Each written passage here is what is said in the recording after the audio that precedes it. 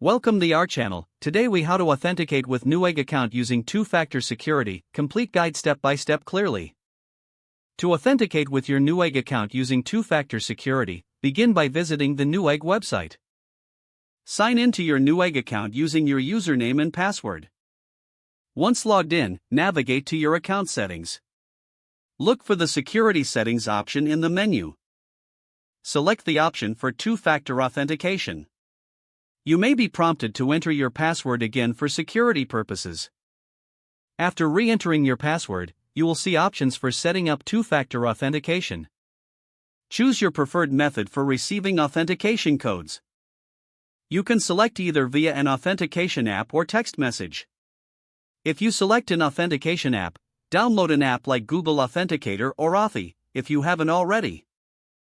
Open the Authentication app and scan the QR code displayed on the Newegg website. If you choose to receive codes via text message, enter your mobile phone number and select Send Code. You will receive a code via SMS. Enter the code in the designated field on the Newegg website.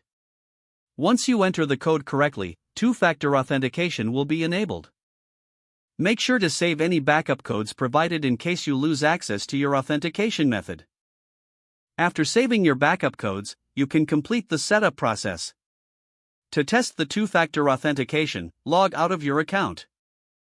When you attempt to log back in, you will be prompted for your authentication code. Open your authentication app or check your SMS for the code. Enter the code to successfully log in. Congratulations, you've successfully set up two-factor security for your Newegg account. If the page does not load, refresh the browser or try again in a private or incognito window. Make sure you are using the correct email address, then retype it carefully to avoid small typos. If your password is not accepted, use the reset option and create a new strong password you can remember. Check your spam folder for verification or security emails, then complete any requested confirmation steps. Enable two-factor authentication if available to improve account security and reduce unauthorized access risk.